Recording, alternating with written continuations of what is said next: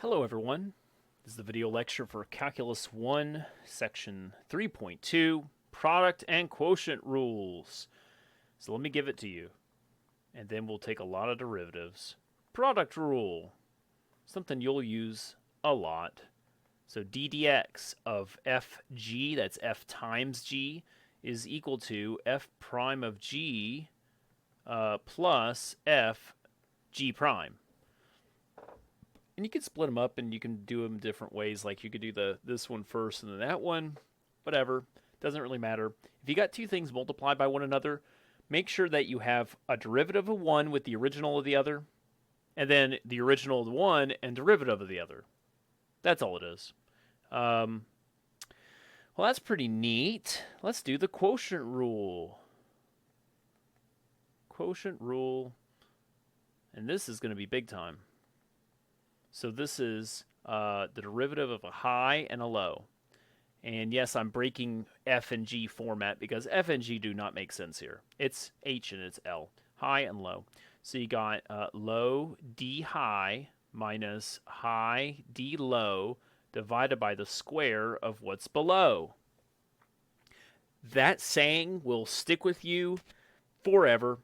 Yeah, you're going to have to use it forever. Low d high minus high d low, d stands for derivative, divided by the square of what's below. All right. Like, I use this. I use this whenever I'm doing a derivative, and I'm like, okay, how do I figure it out again? I sing this little song in my brain every single time. Very, very important. Low d high minus high d low divided by the square of what's below. I mean, that's just math. There you go. So memorize. This one here is super easy. This one here, it could be wrong if you mess it up. The thing is you can't really mess up this one too badly, at least. This one here you can mess up because this is a positive and that's a negative. If you were to flip these two in the top, it would just be wrong. So we don't want that. So I'm just making sure that you understand that formula. 32005, I got y is equal to x to the 7th times e to the x. And they say, figure out the derivative. Well, what we actually have is an f... Sorry, I was getting a little ahead of myself. And an f and a g. And so then I need to take the derivative of the first, leave the second one alone. So 7x to the 6, leave this one alone. E to the x, it's not the derivative. This is f prime g.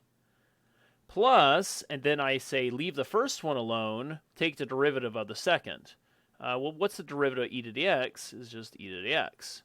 And so that's actually a derivative. I know it looks very similar. And that's your answer. There is no need to simplify. Now, if you want to, fine. I don't see the need at all. So don't. So 32007. Y is equal to, I've got 7x squared minus 2x all times e to the x. Again, this is not too bad. They say find the derivative. Here we go. So derivative of the first, so that'd be 14x minus 2, and then times e to the x. It doesn't change. That's f prime g. And then plus, I leave the first one alone, but then the derivative of the second one. What's the derivative here of e to the x? Well, it's just e to the x. It doesn't actually change at all. So there you go. Now, this is cool and all. I like it. Everything's good. This is your answer. You're done. No need to simplify. But I gotta say, look at how it's getting bigger and bigger and bigger and bigger and bigger and bigger. And so I'm not a proponent for simplifying. I mean, you can. It's totally fine. But as long as you're ready to type and use your parentheses, okay? Start becoming a parentheses master. Y equals 6x divided by e to the x. I mean, they're just giving it to you. This is like candy, man. This is easy. This is like no problem at all. We got a lot of problems coming up, but this is not one of them. So notice that we have a high and a low. If you ever have division or a fraction, it's going to be this quotient rule stuff. So low d high minus high d low divided by the square of what's below. So let's go and do that. So low d high, derivative up there is just a 6, minus high, it's just a 6x. D low, derivative of e to the dx is e to the x, that didn't change. Then divided by the square of what's below. And again, you're done. There is no need to simplify. I will, though, just to make it look a little bit better. What you got here with the square is technically 2 of them. And what you could do is cancel, cancel, cancel. And you can even factor a 6 out to the front and leave this guy, I guess. I don't know. Yeah, that's fine. Whatever. No need to do all that. Whatever I wrote previously was fine. Just remember this is low d high minus high d low divided by the square of what's below.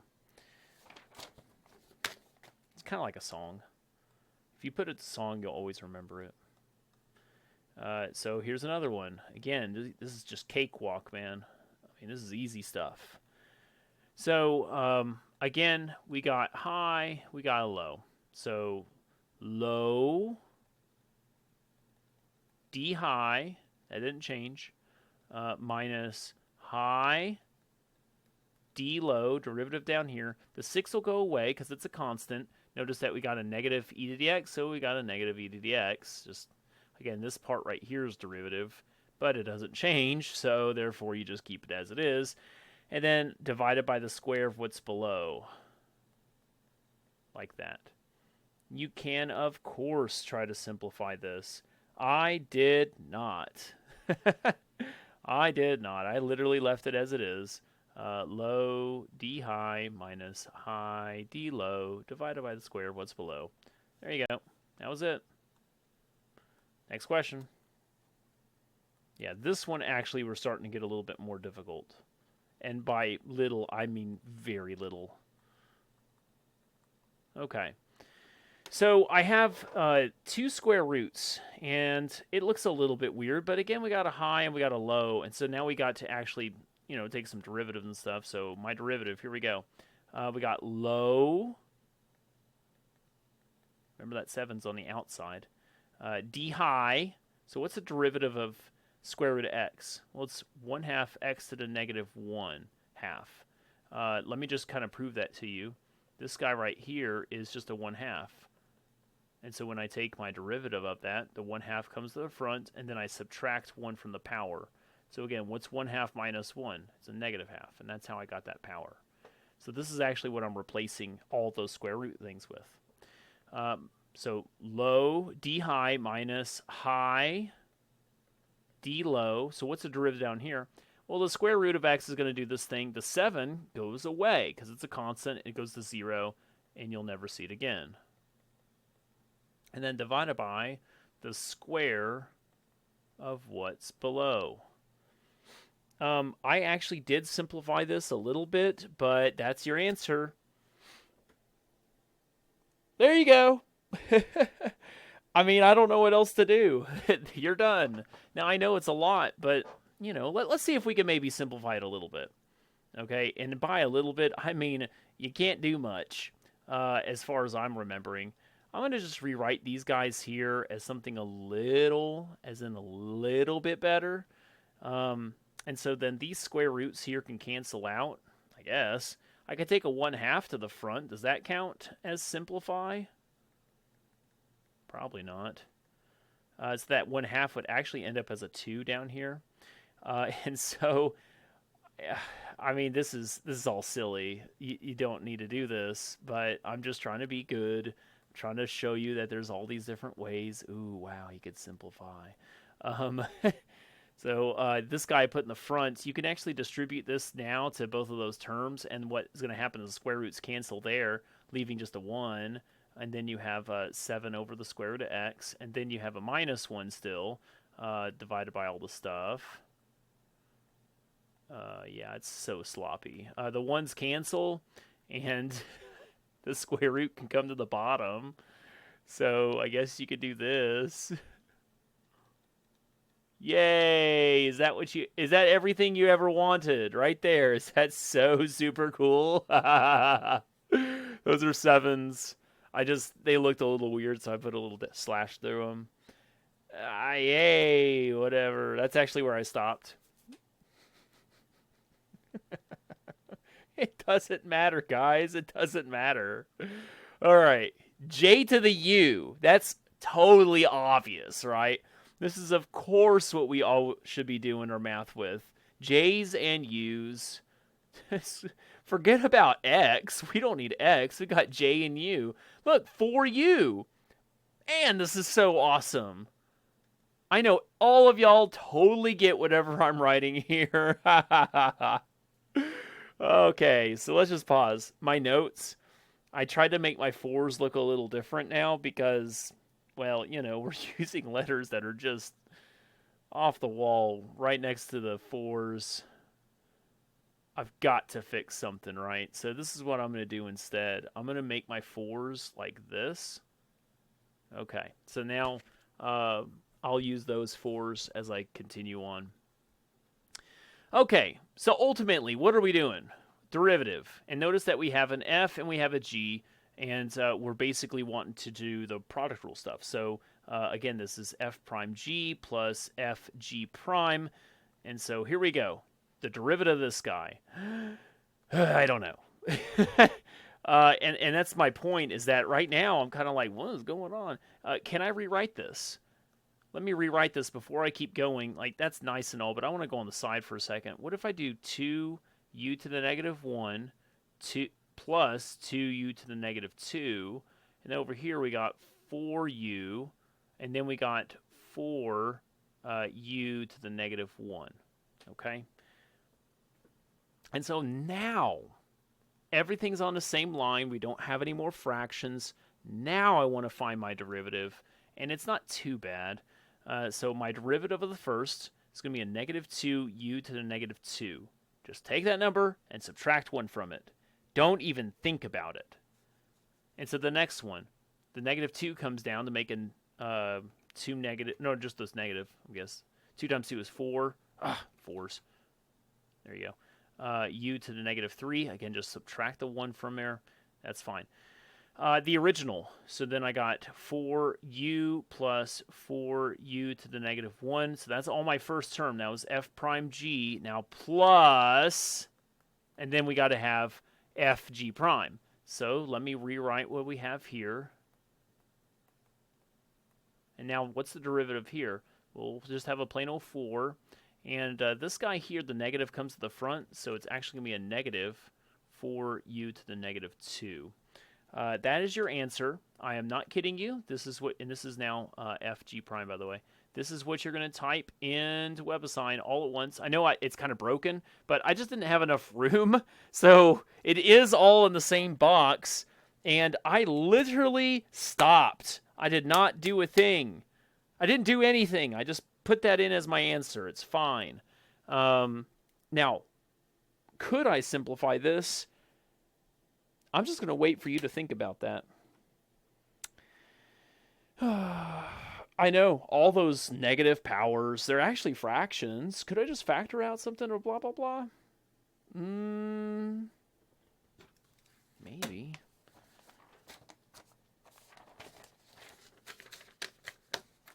Next question. So 32017. I got g of x is equal to 5 plus 2x all divided by 3 minus 8x. And of course, they want the derivative. Remember, this is a high and a low. So then my derivative would be low d high minus high d low divided by the square of what's below. So let's do this thing. I've got my low. D high derivative up here is just going to be a 2. It's like, mx plus b kind of stuff, slope. And then my high, and then d low derivative down there, so again, slope's going to be -8, and then all divided by the square of what is below. And again, why? Why do we need to simplify? I don't know. You can if you want. I did on my paper. This time I actually did simplify because I said, ooh, there's actually some regular old number things that are going to happen and not just extreme craziness.com. So yeah, we got negative 40 minus the 16x, distribute your negative. And so then we got 6 minus 16x plus the 40 plus the 16x. And these guys cancel. That's nice. Divided by whatever. And so then we got actually 46. This is my final answer. 46 divided by the square of what's below. So there you go. So it did simplify. Looks a lot better. Let's just say, and I'm going to just make a point. Why do I simplify at all at times? Well, right now, they just say find the derivative, and we just do it, and we're done. That's fine. But what if they had said, oh, but part B, find the second derivative? Did you want to try to find the derivative of this guy? I don't know if I have a formula for that. Do I have a formula for this one? Yes. Kind of. Not yet, technically. But yes, I have a low and a high, and well, high and a low, or whatever it is. And so that's good. Simplifying so that we can get to the next derivative, that would be important, okay? So it's not like a useless tool, simplifying, but it's not needed for the general, set of questions and stuff like that. Now, this one looks deceivingly easy, and they say, find a derivative. Okay, I guess. So high and low, and so low, d high, derivative of the high is, again, we already talked about this, minus high, d low. Derivative down here is actually just going to be a 1, and then divided by the square of what's below. I did not simplify. There's no need to. And we're done. 32029. F of x is equal to, I got x cubed plus 6 all times e to the x.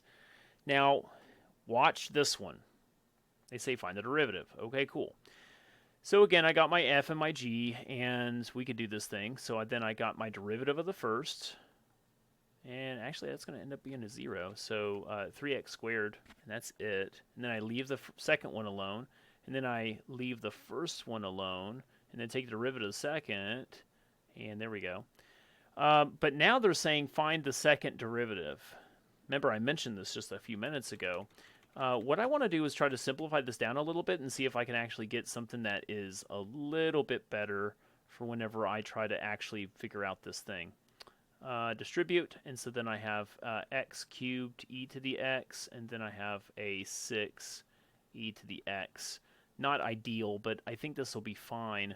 I think I did it a little differently on my paper, but that's okay. So I'm just going to do this. So that's my first derivative. Second derivative, this is like my answer. My second derivative now, I'm going to take the derivative of each of these separately. So notice that this one right here, I'm going to say take the derivative of the first one. So 6x e to the x, leave the second one alone, leave the first one alone, derivative of the second is e to the x, plus. So that was just the first term. Now it's for the next term. And so then I got 3x squared e to the x, and then I leave it alone, e to the x, and then finally, this guy here is just going to be 6 e to the x, because e to the x goes to e to the x. Now, there you go. Of course, you could simplify it by at least factoring everybody's got an e to the x. So 6x plus 3x squared, another 3x squared, plus x cubed plus 6. I see a pattern going on here. And so we got combined like terms. That's a 6x, that's a 6. Okay. So I got x cubed. I got 6x squared, I got 6x, and then I got a 6. All right. Again, you don't need to simplify that, but there you go, just in case you wanted to. 32031. I'm doing a whole lot of examples here today. X squared minus 1 divided by x squared plus x plus 1. And they say we have a point at 1, 0, and they want the tangent line at that point. Okay, so this will end up being an x1, y1. Let me make sure I do that correctly. x1, y1. But what we need is a slope. And once I have that, it should be good. Well, we already talked about it. Slope is derivative. And so I need to find my derivative of this thing. And that means quotient rule. Low, d high. That's going to be a minus. Actually, the 1 goes away. Minus high, d low, then all divided by the square of what's below.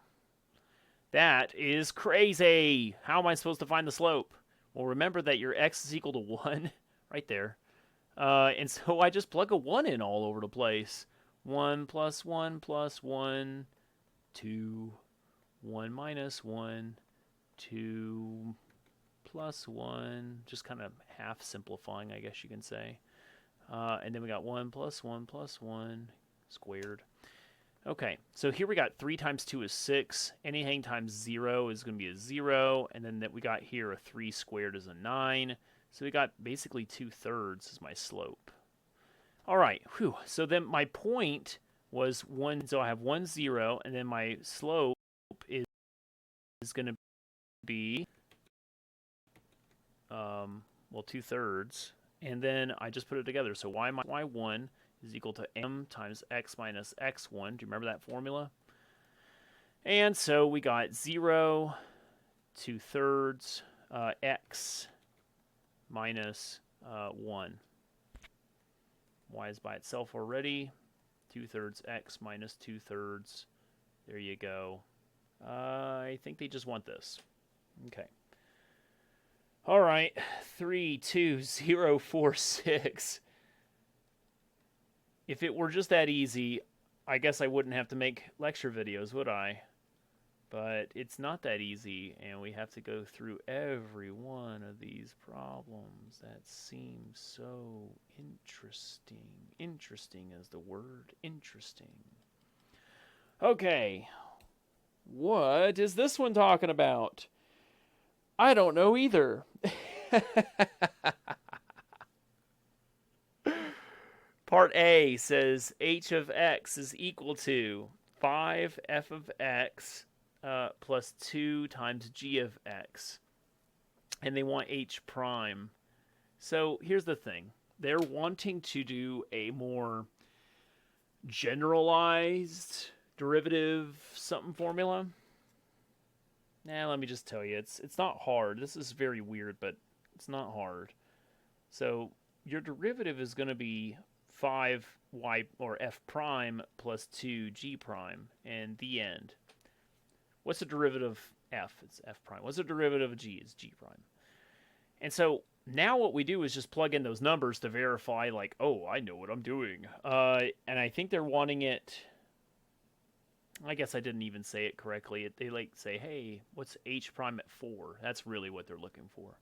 What's h prime at 4? So that it's proper, you know, because 4 is my x value. Whatever. So we got a -5. And then we got a 3. -25 plus 6 is a -19. Now, if that seemed a bit easy, it's the next one as per what they're actually wanting to get at. Notice that they're saying f times g. So then my derivative, I mean, and this is just straight up a formula. It's f prime g plus fg prime, right? And it's funny because we have all those values. Yay. Funny. Funny is the key word. G is just going to be a 4 right there, 4. My f is right there is a 2. And my g prime is a 3. So I got -20 plus 6. It's going to be a -14. And then I have repeat here because apparently they keep going, but I don't because I was bored. Next question. 32056. So I got y is equal to x minus 1 divided by x plus 1. And they want to find the tangent lines, plural, that are parallel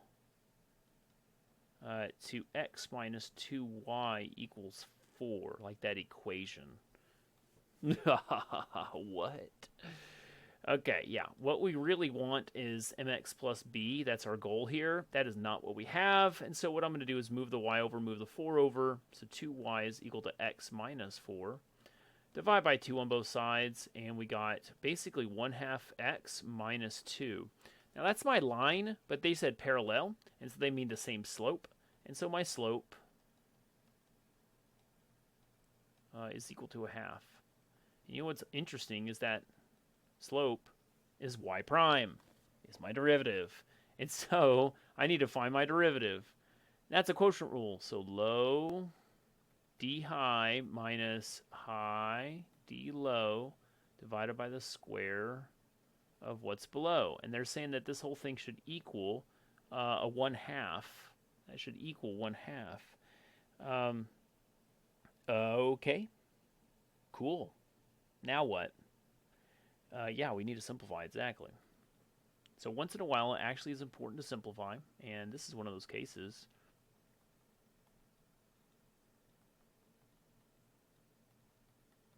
And you can see that the x's cancel. We got a 2 in the top. So I'm going to do a little bit of reasoning here. 1 to 2 is the same as 2 is to 4. Yep. I mean, yeah, you can solve, of course. Move this over, move that over. So x plus 1 squared is equal to 4. When you square root both sides, you get x plus 1 is equal to plus or minus 2. Remember the plus and minus.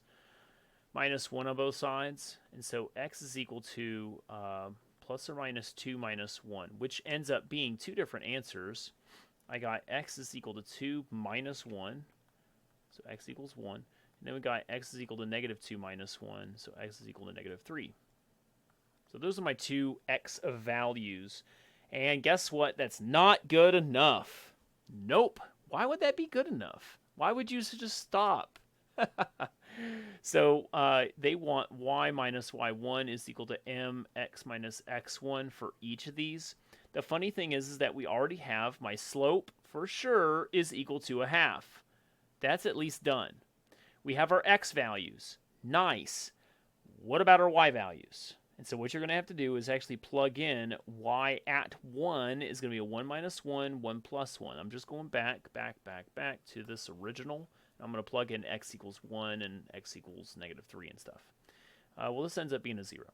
So then y at negative 3 is going to be a negative 3 minus 1 and then a negative 3 plus 1. So then we got negative 4 over negative 2 makes a positive 2. So those are going to be my y values. So then I got 1 comma 0, that's my point.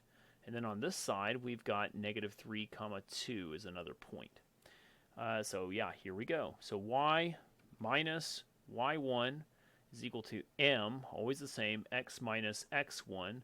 And golly gosh, this looks so familiar, as if we almost even did this before. And then over here on this side, y minus 2 is equal to the 1/2 x minus a negative 3. So I'll just put a plus, move the 2 over and distribute and all that kind of stuff. So 1/2 x, got a 3/2, and then we got a plus 2. So this is technically a 4/2. That should make a 7/2. So we got 1/2 x plus 7/2, and that's my other equation. Apparently, I have in my notes it says write both with a comma between them. So they want the full equation, and then like this is all one big boxed answer here, and you just put a comma between them. Apparently. All right, I have one last question, and apparently I tried to simplify this one because, I don't know, I guess I did, and I stopped because it was not working. I don't know. And so just goes to show that you don't always need to simplify again. So it's a quotient rule, so I got my low d high, that's a 1, minus high, and then d low. This is where I'm going to be a little confused. We'll talk about that here in a second. Divided by the square of what's below. So notice that it's already squared, so you're going to square it, which means it's going to end up more in the end. The only problem that I'm having is what would be the derivative of this guy right here? And so I've actually been a really good teacher by not going ahead and showing you all these other steps and everything else. But I almost feel like I have to do something at some point. I don't know. I'm going to ask you, just let's pause for a second. Because it's a recording, I don't get to ask you as much as I would like. Let me start over that guy there. There we go. That's a 4 power. What would you do? How would you find the derivative of this right here? Just look right quick and just kind of look at that and tell me, what would you do to find the derivative? Does it look similar or familiar to something else we've done before? What if I said just x squared? What's the derivative? Well, the 2 comes down, so it's 2x. So what's the difference? What I'm going to say is that 2 can come down, and you leave the inside alone. Now it's a 1 power. Now, you're done. That's it. No more math. Type it in. You don't need to simplify, apparently. Simplifying is just not a very fun thing right here. But why is it just that easy? It is that easy just because it's, I'll tell you right now, there's a 1 right here, and that allows for me to not have to do anything complicated. It would be called chain rule. We're not going to do chain rule today because, well, at least right now, you might be doing it today if you're going to skip ahead. But my point is that just keep it easy right now. We'll come back and actually do complicated stuff later, okay? And that's actually the last question I have. So thank you very much, and have a great day.